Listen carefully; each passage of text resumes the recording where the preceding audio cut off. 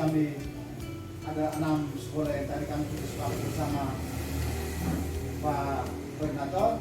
Kami di Wirban tadi hanya kada mau ulur, Bapak sudah datang jadi saya di Wirban. Yang itu saja.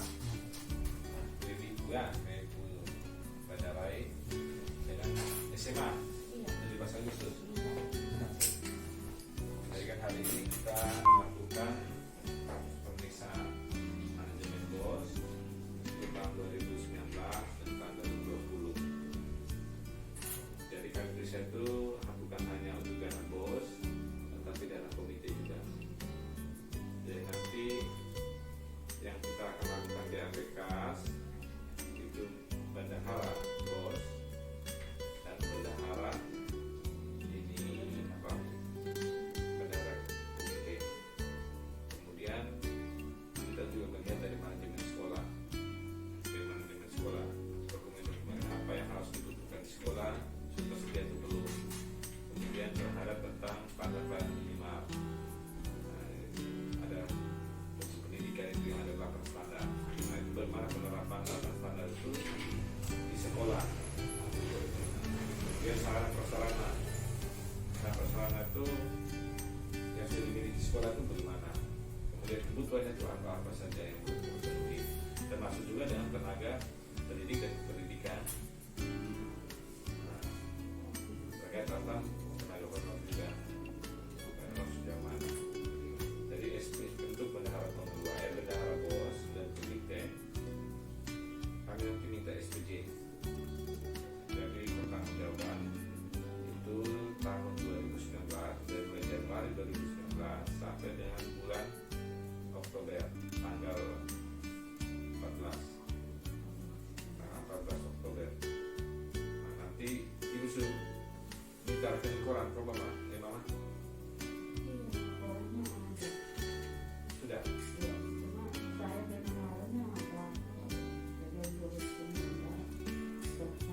Iya, artinya kan pertama nanti ya tahu untuk rekening koran yang tahun 2020. Sudah tahun berapa kemarin itu?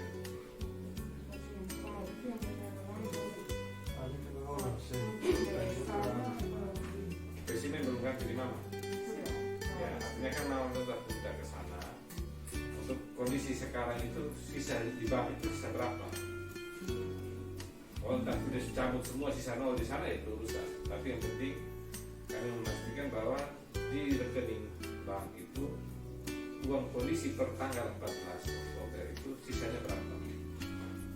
Nanti kan kita baru sandingkan dengan bagaimana SPG-nya berapa dengan mama punya uang tunai sisa kasnya itu berapa.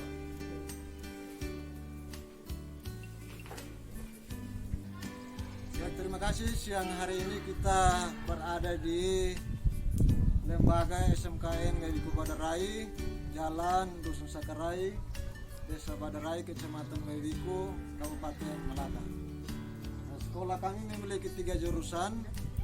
Yang pertama agribisnis perikanan air tawar, yang kedua agribisnis tanaman pangan dan hortikultura, dan yang ketiga agribisnis ternak unggas.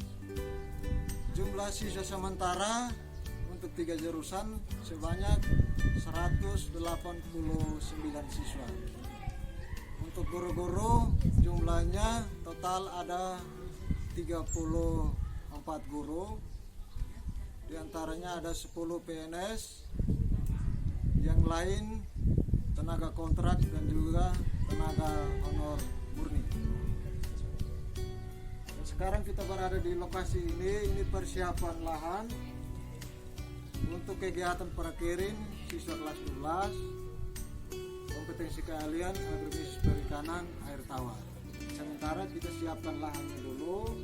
Setelah sudah selesai, baru kita lakukan pemasukan air sampai pada proses penyebaran benih.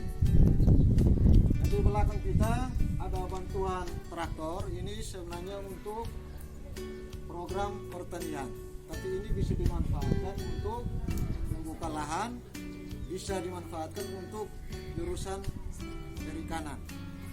Jadi ini sudah dipergunakan mulai tahun 2020.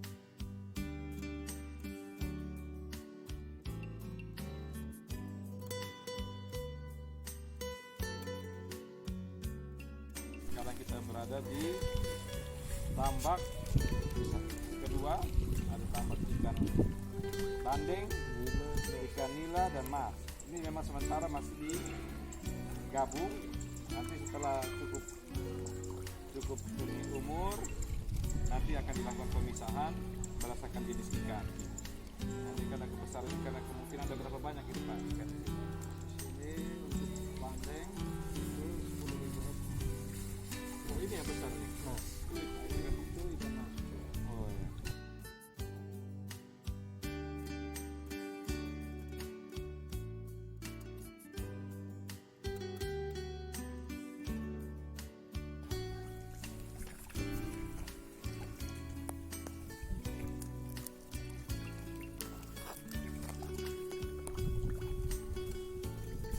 Nama saya Maria Saribaneno, jabatan Kepala Sekolah pada SMA 17 Agustus WOE. Sekolah ini dibangun sejak tahun 1983, bernaung pada suatu lembaga yayasan swasta, yaitu Yayasan Pendidikan 17 Agustus, dalam kurung Yapentak WOE, yang berlokasi di Kecamatan Wewiku, Desa WOE, Kecamatan Wewiku, Malaka, NTT.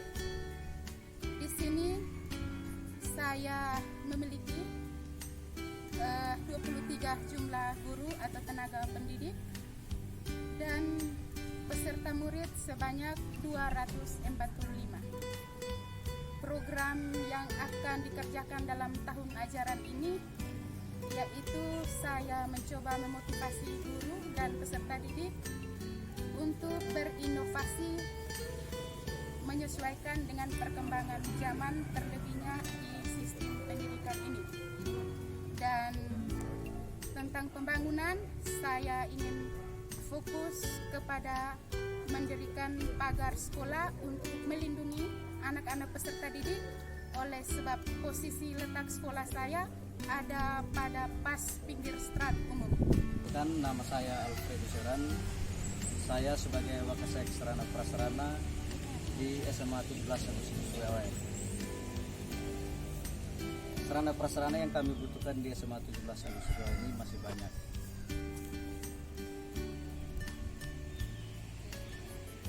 Perpustakaan sekarang sudah rusak, jadi kami masih butuhkan perpustakaan dan lab MIPA. Tidak ada, belum ada sama sekali lab MIPA, sehingga kami masih membutuhkan lab MIPA.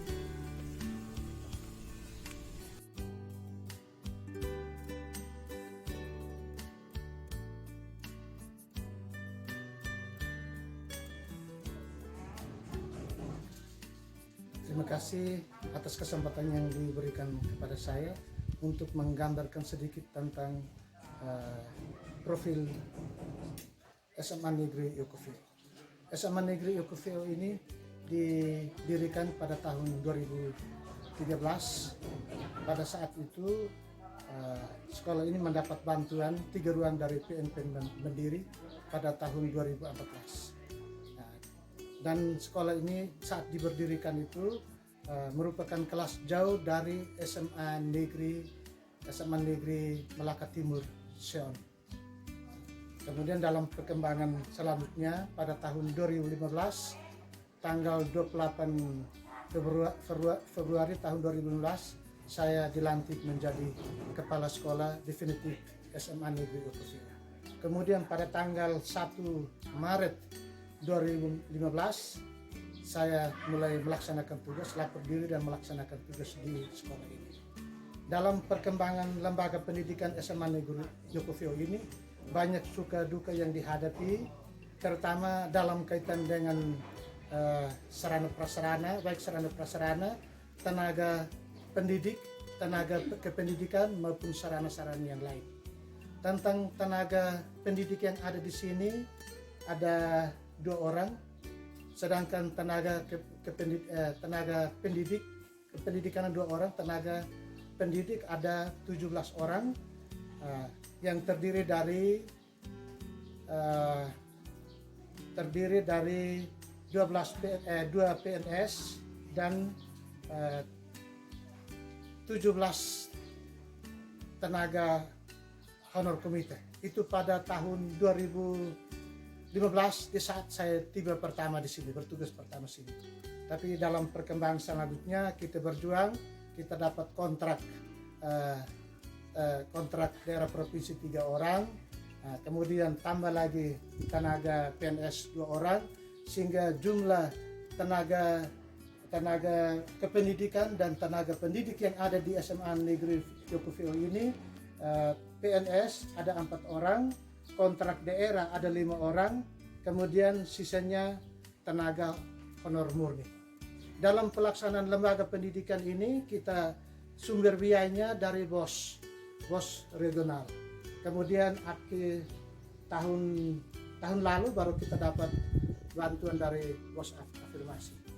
Dan karena di sini tenaga pendidik maupun kependidikan banyak yang honor murni, karena itu dalam kelancaran proses belajar mengajar dan kegiatan ekstra yang lain kita adakan sepakat dengan orang tua siswa, kita adakan dana komite itu per bulan per anak 65.000. Baik, selamat sore Bapak, selamat sore Bapak. Mungkin Bapak bisa ceritakan sedikit tentang sekolah ini. Ya, sekolah ini dulu alih fungsi dari SPG Santo Bibirus Beton, alih fungsi dengan nama SMEA. Perubahan nama SMEA itu tahun 1994 kurikulumnya semua berubah menjadi SMK. Lalu sekolah ini dipimpin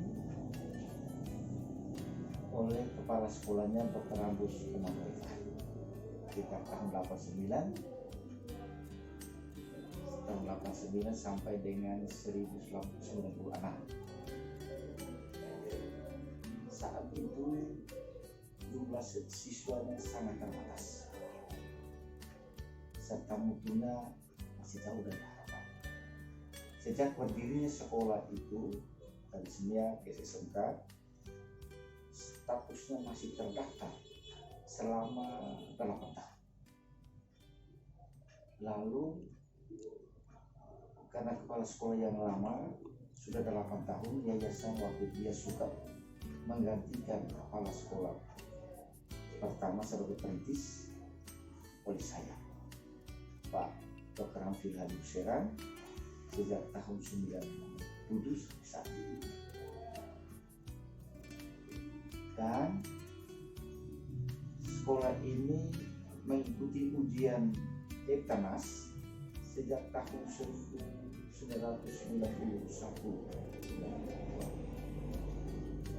dan mengalami titipan dari SMEA SMK N1 Atap 2. Saat itu lulusannya ada 2 yang tidak lulus. Lalu kita berjuang untuk maju akreditasi tahun 95-96, ternyata gagal juga, masih tetap terdaftar. Tahun 1914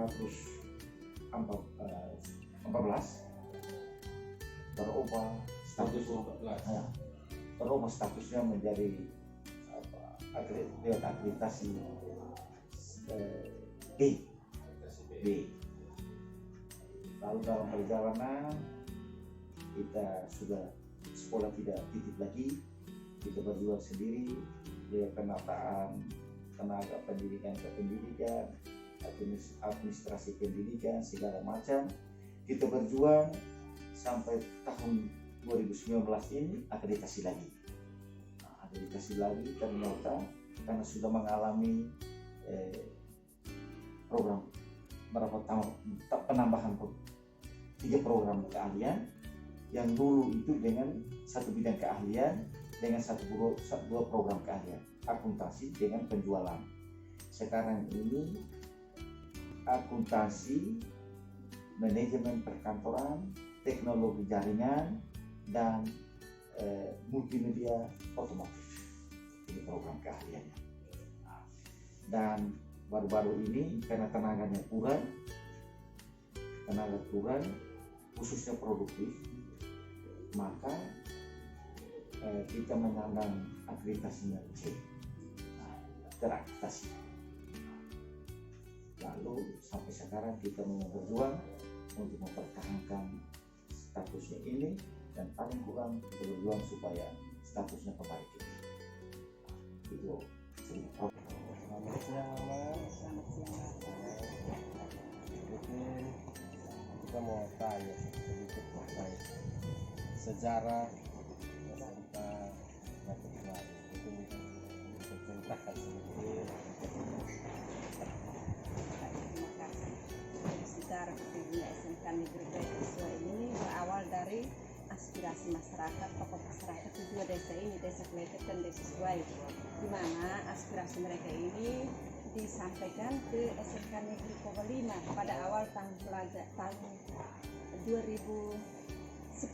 Januari 2010. Jadi tokoh masyarakat, tokoh pendidikan, bapak desa, mereka menghadap ke Kepala SMK Negeri Kobalima menyampaikan ini membuka sekolah di sini, sehingga SMK Negeri Kobalima menjadi sekolah induk SMK Negeri Kletek sesuai kelas jalan.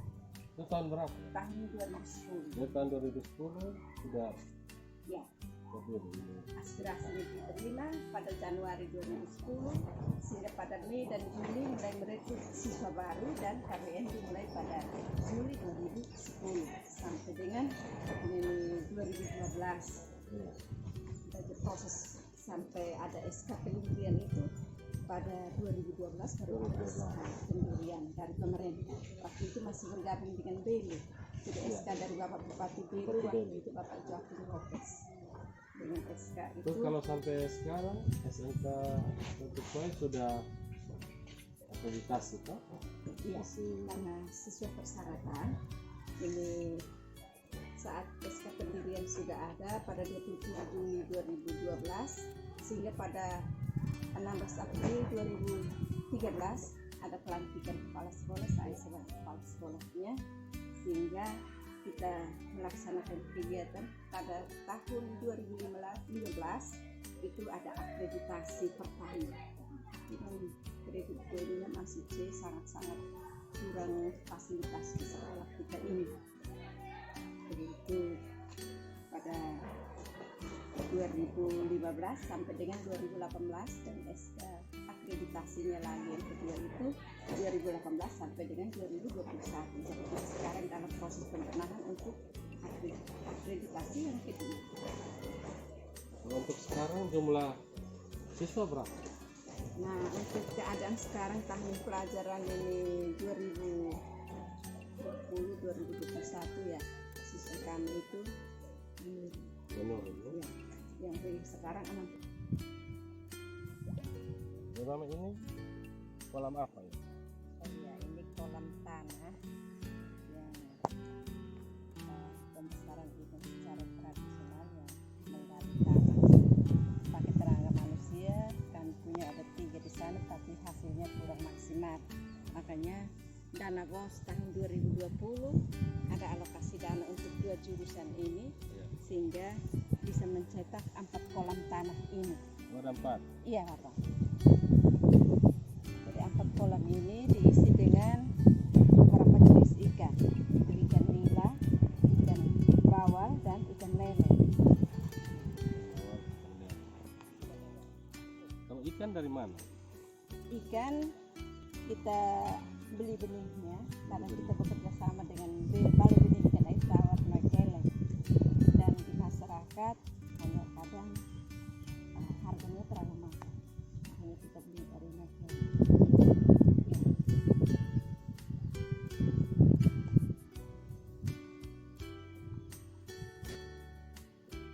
Baik, Mama, jadi ini pertanyaan terakhir, mungkin harapan Mama sebagai kepala sekolah dengan adanya pemeriksaan dari Inspektorat Daerah Provinsi NTT. Terima kasih. Harapan kami, ya, kami sangat apresiasi untuk tugas yang diambil oleh Inspektorat Provinsi Nusa Tenggara Timur, di mana memberikan ruang untuk dalam rangka pembinaan pengawasan untuk pembenahan administrasi dalam pelaporan dana BOS, sehingga penggunaan dana BOS itu sesuai dengan yang direncanakan dan kena sasaran. Jadi kunjungan bapak-bapak ke sekolah kami ini kami menyampaikan terima kasih, sehingga penataan tentang pelaporan dan segala macam urusan tentang dana BOS bisa digunakan sesuai dengan juknis yang diberikan oleh pemerintah. Jadi kami menyampaikan terima kasih, semoga tugas-tugas untuk tahun-tahun berikutnya tetap dilaksanakan untuk pemantauan penindakan sehingga bermanfaat. Ini saja harapan kami dan untuk selanjutnya. Baik, terima kasih, sama-sama.